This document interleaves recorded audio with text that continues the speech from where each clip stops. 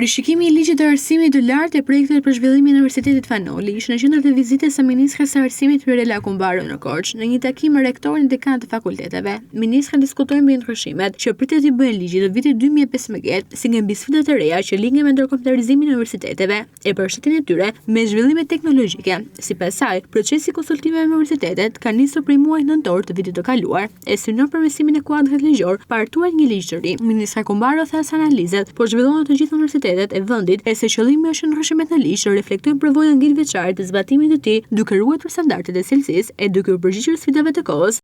Është pjesë e kalendarit tim të lëvizjeve në sektor, në gjithë territorin e Shqipërisë, nga një universitet në tjetrën, kur flasim për arsimin e lartë, sepse e para mbyllëm një vit akademik dhe të gjitha analizat kur përfundon viti bëhen atje ku ndodh jeta universitare. E dyta, unë kam qenë dhe vazhdoj të jem në komunikim të vazhdueshëm, të përjapshëm me rektor të ndryshëm, me pedagog, por edhe sepse jemi në një moment shumë të rëndësishëm të arsimit lartë në rishikimin e ligjit të arsimit lartë të 2015-s. Punë e cila ka filluar që në nëntor të vitit 2025, kur Ministria e Arsimit i është drejtuar me një letër të gjitha universiteteve shqiptare, publike dhe jo publike, për t'ju kërkuar opinion, mendime, sugjerime lidhur me le të themi efikasitetin, aktualitetin e ligjit ekzistues. Është një periudhë 10 vjeçare dhe në këtë periudhë 10 vjeçare të gjitha universitetet kanë pasur përvojat e tyre, sugjerimet e tyre, kanë pasur mundësi të konstatojnë ku ky ligj ka ndikuar në rritjen e cilësisë dhe standardeve, sa ajo është shtylla kryesore, por ku ka nevojë për të plotësuar ose për të ndryshuar aspekte të ndryshme ligjore për të lehtësuar dhe për ta bërë më cilësore jetën e arsimit lartë dhe të kërkimit shkencor, por edhe duke pasur parasysh që 2015 ishte një epokë shumë e ndryshme, si në objektiva, por dhe në realitet. 2015 synoi të bënte një reformë të thellë të një situate të degraduar në arsimin e lartë, në kuptimin e cilësisë dhe të standardeve, gjë që ka përmirësuar jashtëzakonisht shumë situatën, edhe kjo duket edhe në përvojat ndërkombëtare të universiteteve tona, në 2026 në kohën e teknologjisë dhe të inteligjencës artificiale, por sidomos në momentin kur Shqipëria përgatitet të integrohet në një treg që shkon përtej kufive të Shqipërisë. Duke u ndalur të ndryshimet konkrete që pritet të pësojë ligji, ministra sqaroi se fokusi kryesor do të jetë ndërkombëtarizimi i universiteteve, përshtatja e programeve të studimit me kërkesat e tregut e krijimi i kuadri ligjor që favorizon bashkëpunimin me institucionet ndërkombëtare.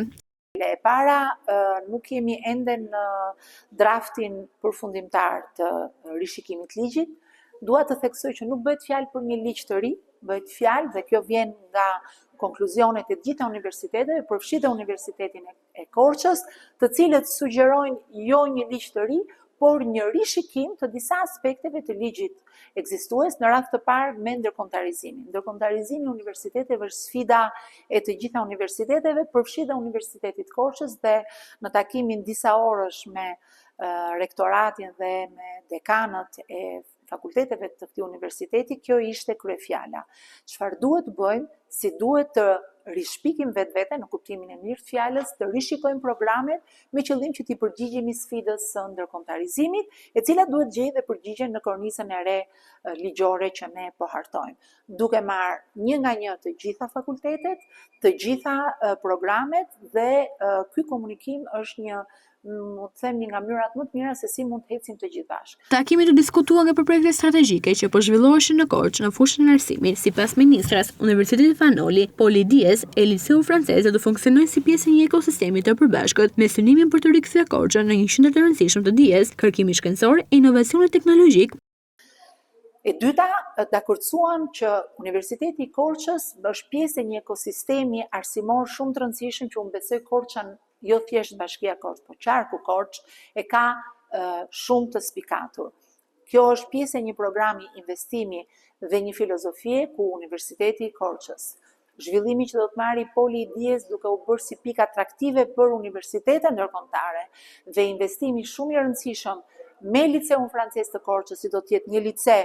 kombëtar por si do ta mbaj gjithmonë emrin Liceu Francez Korçës edhe për historinë e këtij të jashtëzakonshme, që do të jetë një lice me zhvillim teknologjik dhe shkencor, do të jetë një bazë shumë e mirë për të ushqyer pastaj linjën jo vetëm të Universitetit të Korçës, por edhe të universitetet e tjera ku kemi profile tekniko-shkencore të teknologjisë informacionit e kështu me radhë. Pra, këto nuk janë projekte të shkëputura, dhe në qoftë se nuk konceptohen gjitha bashkë, sigurisht ato nuk mund të ecin. Dhe ne e dakordsuam që do të punojmë gjithë bashkë për këtë ekosistem dhe jo thjesht për një institucion. Dies, siç e thotë edhe emri, është një projekt shumë